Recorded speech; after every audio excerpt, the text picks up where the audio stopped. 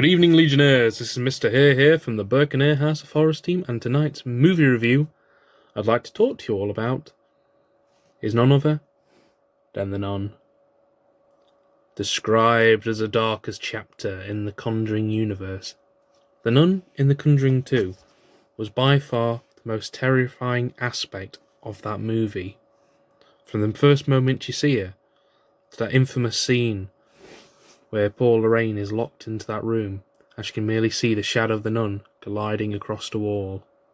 You can feel the menace as the fingers come out from behind the picture and run out at you. It was a terrifying scene, cementing her as one of the most terrifying spirits of the Conjuring universe. When it was announced that she'd be getting her own movie,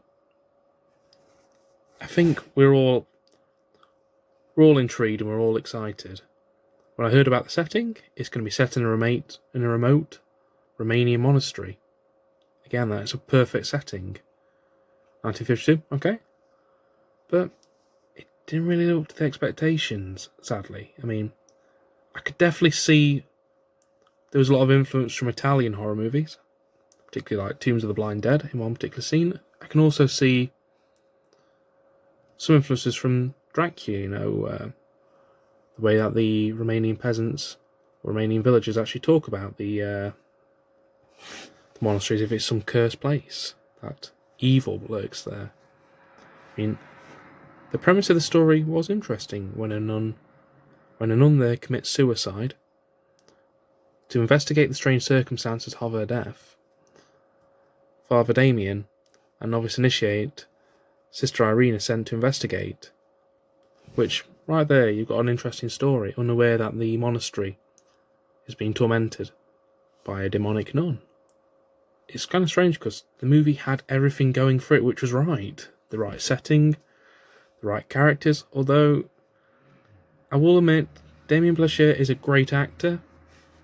I didn't mind his character, but I kind of felt his character was a bit generic, the kind of priest with a bit of a former trauma, with a bit more of...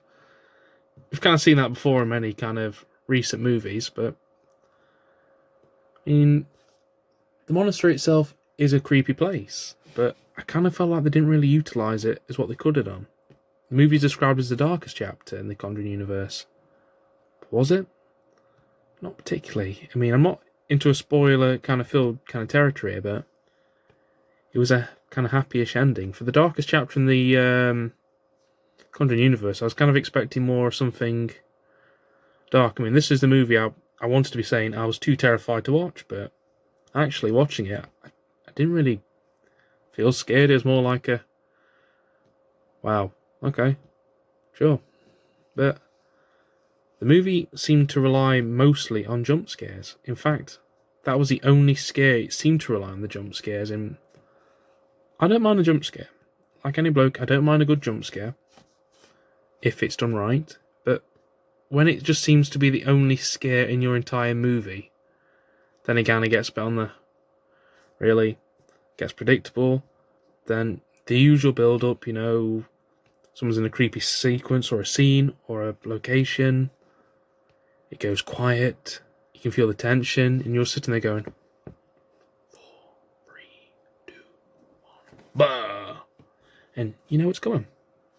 Which is a shame, because the nun is terrifying as a character, but sadly in her own movie, really poorly used, really underutilised, which is a shame because, as I said, this movie should have been the most terrifying movie in the Conjuring universe. There's a MacGuffin in this movie, which it kind of took me out of that movie, because the Conjuring universe is kind of steeped in some form of realism.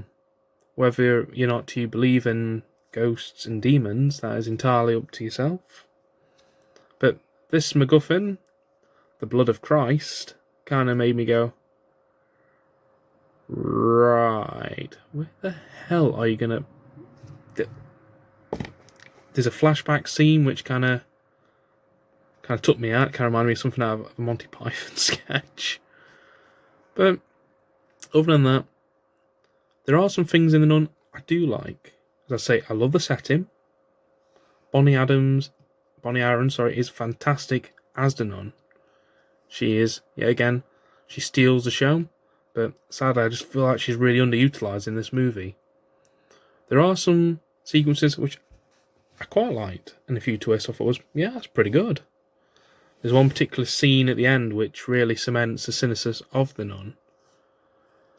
But sadly these are more few.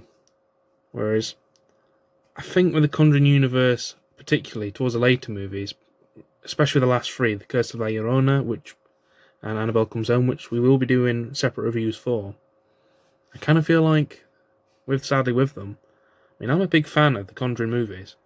The thought of having a universe is great, but I just don't like the idea of every 5 minutes it's always a jump scare, and it just seems to be the predominant scare for most of the movies, especially in this one with the nun.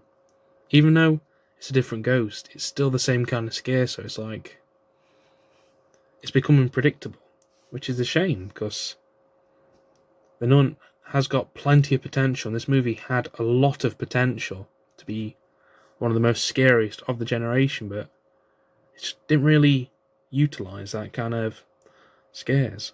I mean, for me, I'm going to give this movie a 5.5 out of 10. It's not the worst ever horror movie which I've ever seen, but it could have been a lot better, and it's a shame because there is a lot of potential within this movie. I mean, within that movie, looking at it, there was a lot of stuff in there that could have made it a lot more terrifying if they'd actually developed a bit more, relied less on jump scares, used the environment in shadows. Come on, you've got an abandoned monastery. There's no electricity. There's hardly any lights. You've got lights. You've got shadows. You could have really done something a lot more with it, but the jump scares? What can I say? But hope you're all staying safe. Please like and subscribe, and stay spooky. You take care now, guys. Bye.